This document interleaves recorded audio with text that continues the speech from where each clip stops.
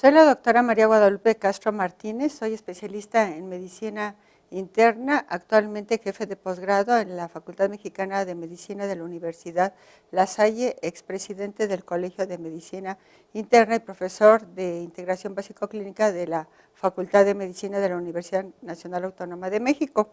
El día de hoy vamos a hablar acerca de la importancia que tiene el manejo con las insulinas y para esto lo primero que tenemos que ver es cuál es el problema actual que tenemos aquí en México. Como ustedes saben, en la encuesta nacional de salud en el 2006 la prevalencia de diabetes era de 14.4 y la Federación Internacional de Diabetes en la publicación que hizo del 2012 vemos que ocupa actualmente el 7º lugar dentro de todos los países a nivel internacional y con una prevalencia de 15.59. La importancia de esto radica en que de los pacientes diabéticos que nosotros tenemos, generalmente vienen por múltiples complicaciones crónicas, sobre todo los problemas cardiovasculares, que son la causa principal de muerte en nuestros pacientes. Y eso está ocurriendo, ¿verdad?, cada minuto, en algún momento, en alguna parte a nivel internacional. Y desafortunadamente la causa principal de muerte en nuestros pacientes diabéticos que tienen la diabetes tipo 2 son los problemas cardiovasculares, el infarto de miocardio, la insuficiencia cardíaca, que es mucho más frecuente que en la población en general. Además que tienen los problemas de retinopatía diabética, que es la causa principal de ceguera también aquí en nuestro país, o tienen problemas de insuficiencia arterial de extremidades inferiores, la insuficiencia renal crónica, que hace que acudan a solicitar atención y en donde a veces la demanda por este tipo de problema pues hace que las diferentes instituciones de salud no le puedan dar un manejo de manera adecuada a todos los pacientes. Sabemos nosotros que para poder hablar de control glucémico tenemos que tener en cuenta los 3 parámetros principales, como es la glucosa en ayuno, la glucosa postprandial y la hemoglobina glucosilada.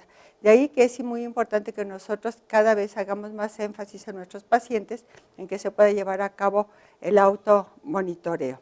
Y aquí nosotros podemos observar cómo se encuentra el grado de control de nuestros pacientes diabéticos de acuerdo a la encuesta nacional de salud del 2006, en donde ustedes pueden apreciar que prácticamente más del 50% tienen una hemoglobina glucosilada muy alta, alrededor del 12%. Y únicamente la proporción de pacientes que se encuentran controlados con una hemoglobina glucosilada menor de 7% es únicamente el 5.3%. Entonces, ¿esto qué quiere decir? Que tenemos que enfatizar en esto, en echarle más, ser más enérgicos en el control de nuestros pacientes para tratar de evitar todas las complicaciones crónicas que se presentan después de un periodo prolongado de instalación de la diabetes mellitus con los diferentes problemas. Ahora, yo les menciono, más del 50% de nuestros pacientes tienen una hemoglobina glucosilada por arriba de 12%. Y esto, bueno, si nosotros hacemos la relación del porcentaje de hemoglobina glucosilada con las concentraciones de glucosa, ustedes pueden observar cómo una hemoglobina glucosilada de 12% nos está diciendo que el paciente tiene en promedio casi 300 miligramos de glucosa durante las 24 horas del día de los últimos 3 meses. Y si nosotros mencionamos que menos de 7% es lo ideal y que únicamente 5.3% de la población tiene este grado de control, quiere decir que la glucosa, ¿verdad?, se encuentra en promedio en 126 miligramos. Es decir, no estamos aún así logrando una cifra de 100, de 120 miligramos de glucosa para decir que nuestro paciente está bien controlado. Y vean ustedes aquí la relación que guarda de la glucosa en ayuno y de la glucosa postprandial. Si nosotros tenemos un paciente en el cual nos reportan una hemoglobina glucosilada de 7.3, de 7.5, quiere decir que la mayor parte de la glucosa que nos están reportando es la glucosa postprandial, alrededor del 70%. En nuestros pacientes que tienen una hemoglobina glucosilada por arriba del 11 y del 12%, quiere decir que aquí la mayor parte de la glucosa que está elevada es la glucosa de ayuno. Es por ello que cuando nosotros iniciamos este tratamiento, como veremos más adelante, de la glucosa que vamos a tomar en cuenta es la glucosa en ayuno, y hasta que no se encuentre esta cifra de glucosa en ayuno dentro de rangos normales o aceptables de 100, 120, 126, hasta después es cuando vamos a empezar a llevar a cabo el monitoreo de la glucosa postprandial. La otra situación que tenemos aquí en nuestro país y que ustedes lo han visto en la consulta externa es que desafortunadamente la mayor parte de los pacientes no se hacen determinaciones periódicas de hemoglobina glucosilada. que lo ideal sería que se pudieran llevar a cabo, ¿verdad?, cada 3 meses, sino que únicamente, ¿verdad?, el 12.5% de la población que se hace la hemoglobina glucosilada se la hace cada 3 meses. Y en el reporte que se hizo en Salud del 2012, vemos nosotros que, bueno, aquí se ha tratado de ver qué porcentaje de pacientes son los que tienen una hemoglobina glucosilada, cuando menos en algún momento de la enfermedad. Y ustedes pueden observar cómo seguimos estando bajos, en donde quizás los pacientes que más frecuentemente se hacen la hemoglobina glucosilada son los pacientes que están entre la edad de la 30 y 39 años de edad, o bien de las personas mayores que tienen más de 80 años. Entonces tenemos que seguir trabajando en esto para hacer la determinación de hemoglobina glucosilada periódicamente junto con la glucosa en ayuno y la glucosa postprandial. En En Salud 2012, que fue recién publicada, vean qué medidas se llevan a cabo para el control de la diabetes. Y nuevamente, así como en Salud 2006, podemos observar que con pastillas, únicamente con medicamentos antidiabéticos, lo llevan la mayor parte de los pacientes, alrededor del 72.4%. Pero a pesar del esfuerzo que hemos hecho para tratar de insulinizar a nuestros pacientes de manera más oportuna, hemos logrado nada más un incremento leve. En el 2006 era alrededor de 5.6 los pacientes que estaban recibiendo insulina, y para el 2012 pues únicamente se incrementó a 6.5%. Pacientes que no llevan ningún tipo de tratamiento, desafortunadamente se incrementó para el 2012 a 14.5%, mientras que en el 2006 fue del 7.6%. Entonces tenemos que trabajar en esto, en dar un tratamiento de manera más temprana, más oportuna y de manera más agresiva para mejorar calidad y expectativa de vida en nuestros pacientes a largo plazo. En relación con las complicaciones crónicas, desafortunadamente seguimos viendo que un número importante de nuestros pacientes tienen este tipo de problema, sobre todo aquellos que han tenido un descontrol importante y durante periodos prolongados.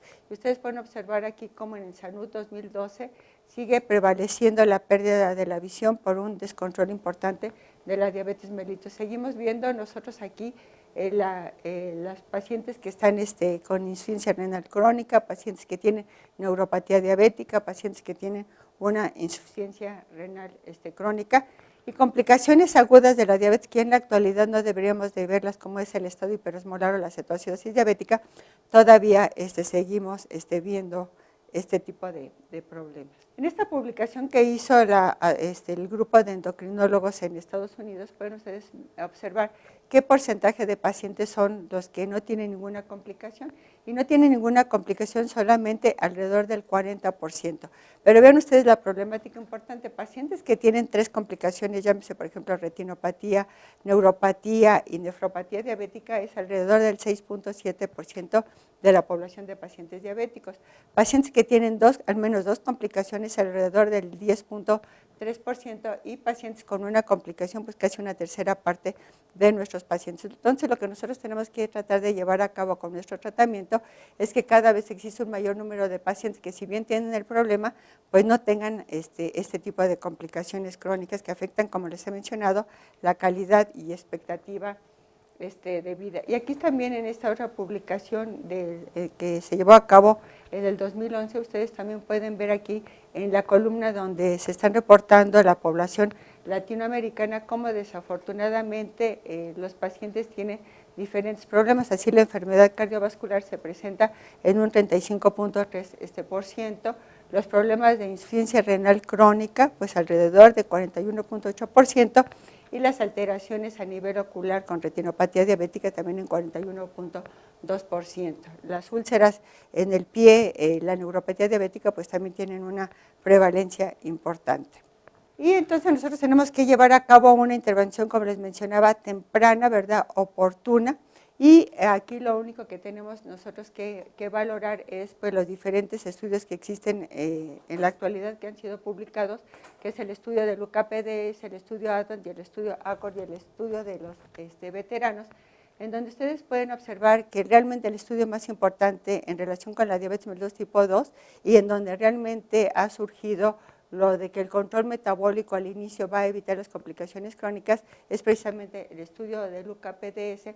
¿Por qué? Porque fueron pacientes en los cuales se toman recién diagnosticada la enfermedad y se siguieron por un periodo prolongado alrededor de los 10 años, y en donde querían que los pacientes tuvieran una hemoglobina glucosilada pues normal, ¿verdad?, de 7 o menor a 7%, que tuvieran una glucosa plasmática en ayuno pues también lo más aceptable posible, y la edad promedio, si se fijan, es un grupo de gente joven en comparación con el estudio del Advance, el ACORD y el del grupo de veteranos, y en donde prácticamente no había problemas de complicaciones crónicas. Es precisamente en este estudio donde surgió, ¿verdad?, el concepto de que la diabetes mellitus es una enfermedad crónica de tipo progresivo, porque como ustedes recordarán, al final de los 10 años, la mayor parte de los pacientes requirieron un tratamiento combinado con 2 antidiabéticos por vía oral, y incluso los que estaban recibiendo insulina tuvieron que tener un tratamiento combinado con algún antidiabético, que en general fue la metformina.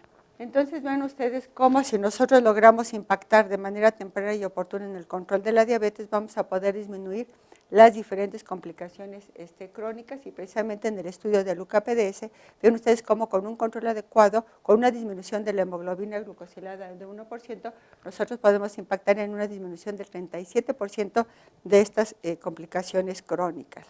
Aquí tenemos cuál es la evolución natural de la diabetes, que también es un recordatorio. Sabemos que cuáles son las 3 principales alteraciones dentro de la fisiopatología de la diabetes mellitus.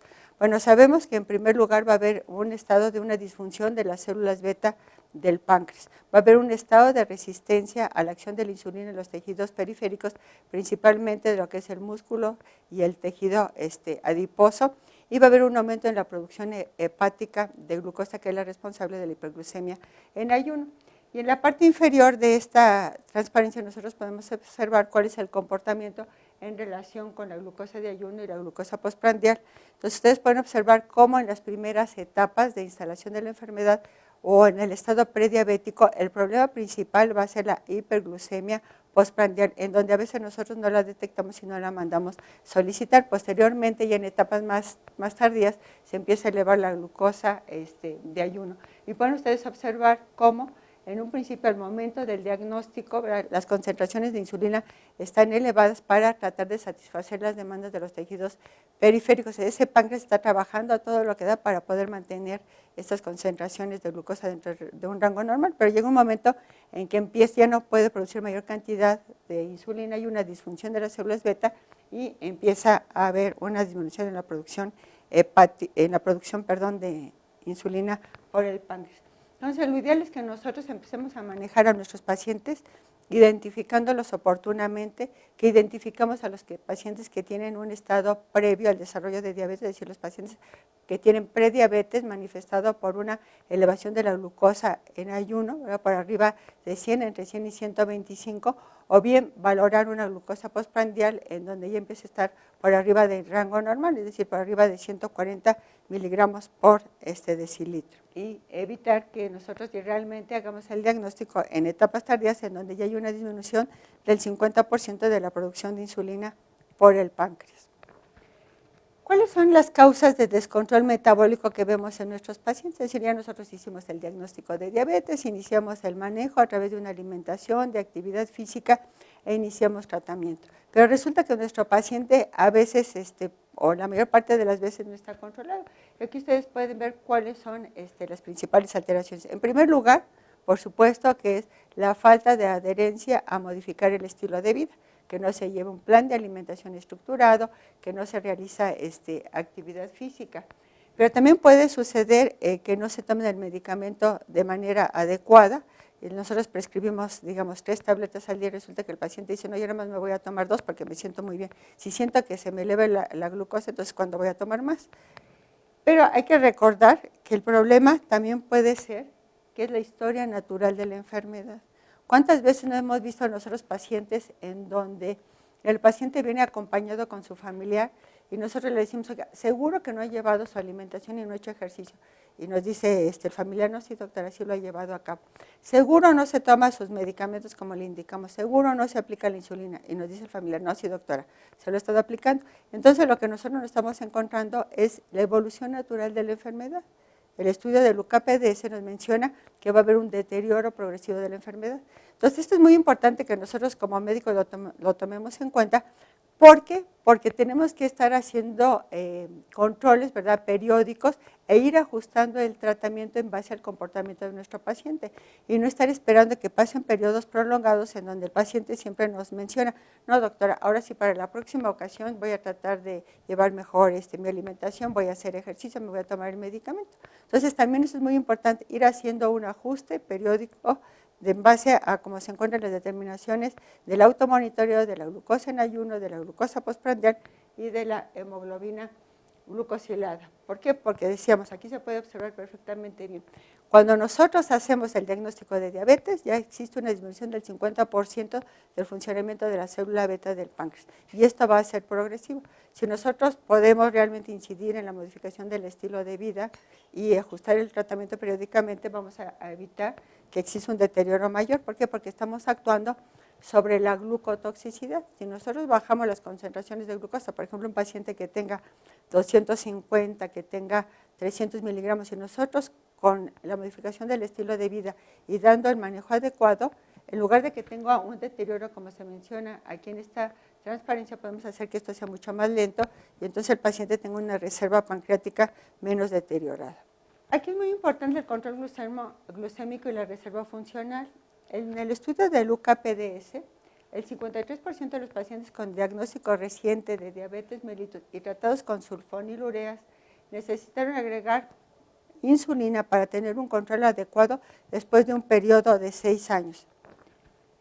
Y entonces se habla de que existe un deterioro progresivo de funcionamiento de las células beta del páncreas a los 6 meses iniciales, después de haber agregado, por ejemplo, sulfonilurea al tratamiento que tenían previamente el paciente con metformina. Entonces, fíjense algo bien importante, si la hemoglobina glucosilada inicial es menor del 7%, es decir, que estamos diciendo que está muy bien controlado nuestro paciente, a los 4 años esto se deteriora y podemos encontrar hemoglobinas glucosiladas de 8% o mayores, casi en el 70% de los casos. Pero vean qué es lo que sucede si nuestro paciente desde el principio está controlado, que tiene una hemoglobina glucosilada mayor del 8%, a los 4 años una hemoglobina glucosilada mayor de 8% va a ser casi de un 90%. Entonces esto nuevamente les quiero insistir, tenemos que ir haciendo, ¿verdad?, ajustes periódicamente y dar un tratamiento de manera oportuna. ¿Por qué? Porque la evolución de la enfermedad es al deterioro. Es decir, la falla promedio es de aproximadamente a 4 años si no existe un control adecuado de esos parámetros metabólicos de la glucosa. Y esto es, aquí no estamos hablando de lo que sucede de la inercia clínica. Esta inercia clínica, ¿qué quiere decir? Que nosotros estamos viendo que el paciente está descontrolado y no hacemos los ajustes pertinentes y estamos cayendo en el juego del paciente. Si viene un paciente con nosotros y tiene una hemoglobina glucosilada, digamos, de 8.5%, 9%, y lo estamos manejando con metformina, en ese momento, además de ajustar la alimentación y la actividad física, en este caso, por ejemplo, tenemos que dar insulina. Y no esperarnos, como dice el paciente, no, doctora, sabe que ahorita por el momento no me da insulina, me da mucho miedo, ya me dijeron que fulanito de tal, ¿verdad?, tuvo problemas con la visión. Entonces quedamos nosotros en este juego y a los siguientes 3 meses vuelve a venir y sigue con una hemoglobina glucosilada del 9% y no hacemos los ajustes. Entonces lo importante es que nosotros vayamos monitorizando a nuestro paciente con el automonitoreo, pero que además veamos si la hemoglobina glucosilada no está dentro de valores que nosotros esperamos para la edad del paciente, hagamos en ese momento el ajuste y evitar que pase el tiempo y nuestro paciente esté descontrolado desarrollando las complicaciones crónicas de la enfermedad.